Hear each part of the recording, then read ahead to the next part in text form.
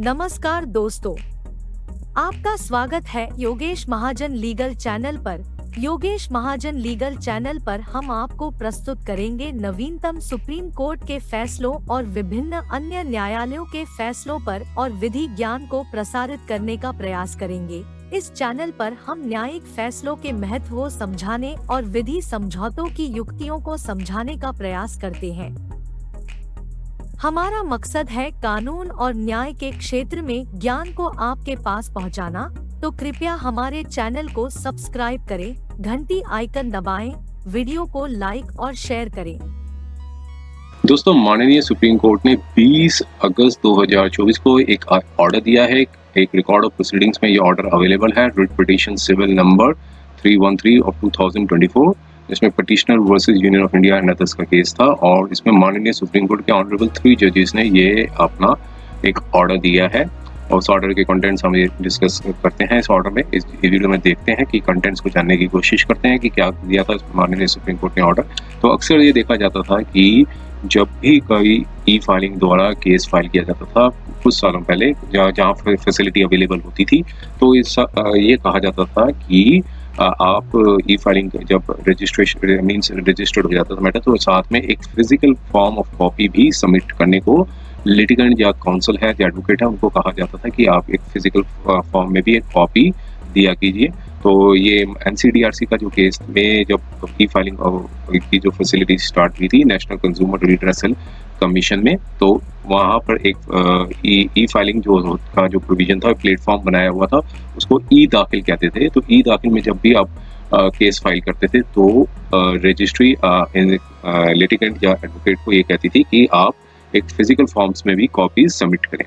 तो ऐसा ही यहाँ पर एक ग्रीवियंस लेकर पिटिशनर यहाँ पर गए माननीय सुप्रीम कोर्ट में और यहाँ पर अपनी ग्रीवियंसेस रखी। तो माननीय सुप्रीम कोर्ट ने अपना जो ऑर्डर था 20 अगस्त 2024 को उसमें अपना ऑर्डर सुनाया। तो उस ऑर्डर के कंटेंट्स को हम देखते हैं इस वीडियो में।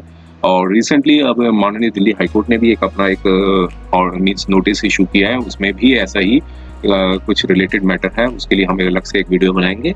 तो इस वीडियो में हम सिर्फ यहाँ तक ही सीमित रहेंगे कि माननीय सुप्रीम कोर्ट ने 20 अगस्त 2024 को क्या अपना निर्णय सुनाया था। ये जो writ petition civil number case था उसमें क्या बताया था। तो यहाँ पर पहला पैराग्राफ में बताया है कि जो ऑनरेबल जो जस्टिस हैं वो प्रेसिडेंट है नेशनल कंज्यूमर रिड्रेसल कमीशन के, उन्होंने भी पार्टिसिपेट किया था प्रोसीडिंग्स में वीडियो कॉन्फ्रेंसिंग में और माननीय सुप्रीम कोर्ट को अप्राइज किया था इसकी जो प्रोग्रेस जो है वो हो रही है। वो जो माइग्रेशन कर रहे हैं एनसीडीआरसी को ई जागृति प्लेटफॉर्म पे, तो जी यहाँ पर बताया है ई जागृति प्लेटफॉर्म एक नया स्टार्ट होने वाला है नेशनल कंज्यूमर रिड्रेसल कमीशन में। तो ई जागृति, पहले ई दाखिल था, अब ई जागृति प्लेटफॉर्म जो स्टार्ट होने वाला है।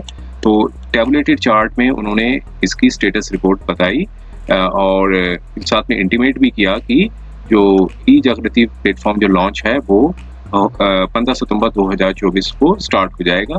अब माननीय सुप्रीम कोर्ट ने अपना जो पैरा नंबर 2 है उस पे एक महत्वपूर्ण जो ऑर्डर दिया है, उसमें क्या कहा है तो देखते हैं कंटेंट्स को। तो उन्होंने कहा है कि we find merit in the submission of the council for the petitioner that since the members of the bar और litigant are filing proceedings online, they should not be saddled with the additional obligation of filing physical copies of the proceedings। तो ये देखिए इस paragraph में कहा कि माननीय supreme court ने ये माना कि जो काउंसिल थे पिटिशनर के, जो उनके सबमिशन दी थी, कि उनको एक एडिशनल ऑब्लिगेशन नहीं देना चाहिए। जो भी मेंबर्स ऑफ बार हैं या फिर लिटिगेंट्स हैं वो अपना जो केस फाइल करते हैं ई फाइलिंग द्वारा, तो उनको एक एडिशनल ऑब्लिगेशन नहीं देनी चाहिए कि वो एक फिजिकल कॉपीज भी प्रोसीडिंग्स की फाइल करें। तो यहाँ पर देखिए यही चीज बताई कि यहाँ पर कोर्ट ने ये मेरिट पाया सबमिशंस पे। तो यहाँ पर अगर फिर आगे बताया कि जो प्रॉब्लम एज इज परसिस्ट, तो जो प्रॉब्लम अभी रह रही है तो is expected to get resolve once the E Jagriti is launch from 15 सितंबर 2024। तो कोर्ट ने माननीय सुप्रीम कोर्ट ने कहा ये जो प्रॉब्लम जो आ रही है तो वो रिजॉल्व हो जाएगी जब ई जागृति जो लॉन्च किया जाएगा 15 सितंबर 2024 को। इसलिए उन्होंने ये प्रोसीडिंग्स को लिस्ट कर दिया आफ्टर 4 वीक्स।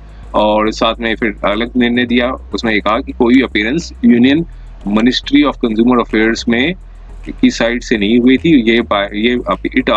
कोर्ट ने कहा कि ये लगता है कि जो state consumer dispute redressal commission हैं उनमें कोई प्रोविजन नहीं है ई फाइलिंग का, लेकिन जो काउंसिल थे उत्तराखंड एससीडीआरसी के, उन्होंने कहा कि जो प्रोविजंस जो है बनाए गए हैं ई फाइलिंग के, और फिर अदर डायरेक्शंस भी माननीय सुप्रीम कोर्ट ने अपने ऑर्डर में सुनाई। उन्होंने बताया कि जो सेक्रेटरी हैं उन्होंने डायरेक्शन ये दिया कि जो सेक्रेटरी हैं मिनिस्ट्री ऑफ कंज्यूमर अफेयर्स को, उनको डायरेक्ट किया जाता है कि वो असिस्ट करें कोर्ट को और अपनी जो अपीयरिंग है वो ऑनलाइन दें नेक्स्ट डेट ऑफ लिस्टिंग पे, ताकि इंश्योर किया जा सके कि अपीयरेंस जो है और यूनियन मिनिस्ट्री की ऑन द बिहाफ जो यूनियन मिनिस्ट्री की अपीयरेंस हो रही है बिफोर ऑनरेबल कोर्ट में on next date of listing. और मीन टाइम में ये भी कहा कि जितनी भी स्टेट डिस्प्यूट रिड्रेसल कमीशंस हैं, वो मीन्स SCDRC की जितनी भी कोर्ट्स हैं, वो अपने नेसेसरी स्टेप्स लें और एक्टिवली सेट इन मोशन में आए और माइग्रेट करें ई जागृति प्लेटफॉर्म में, जैसा कि NCDRC ने कहा है, और इंश्योर किया जा सके कि ई फाइलिंग जो है वो फुली ऑपरेशनल हो सके। तो इसलिए मैटर को जो है पेटिशंस का जो मैटर था वो अब डायरेक्शन दी कि 20 सितंबर 2024 को लिस्ट किया जाए। तो ये माननीय सुप्रीम कोर्ट का ये रिकॉर्ड ऑफ प्रोसीडिंग्स का जो ऑर्डर था ऑनरेबल 3 जजेस की बेंच में 20 अगस्त 2024 का था। तो उम्मीद है कि यह वीडियो आपको पसंद आया होगा। अगर आपने अभी तक हमारे चैनल को सब्सक्राइब नहीं किया है तो कृपया इसे सब्सक्राइब कर ले और बेल आइकन दबाकर नोटिफिकेशन प्राप्त करें, ताकि आप हमारे नए वीडियो से अपडेट रह सकें। अगर आपको यह वीडियो पसंद आया हो तो कृपया लाइक करें और अपने दोस्तों के साथ शेयर करें। हमारे चैनल पर आपको न्यायिक मुद्दों, कानूनी सलाह और कानूनी अपडेट्स के बारे में नवाचारिक और महत्वपूर्ण जानकारी मिलेगी। हमारे साथ बने रहें, क्योंकि योगेश महाजन लीगल आपके कानूनी सवालों का सहायक है।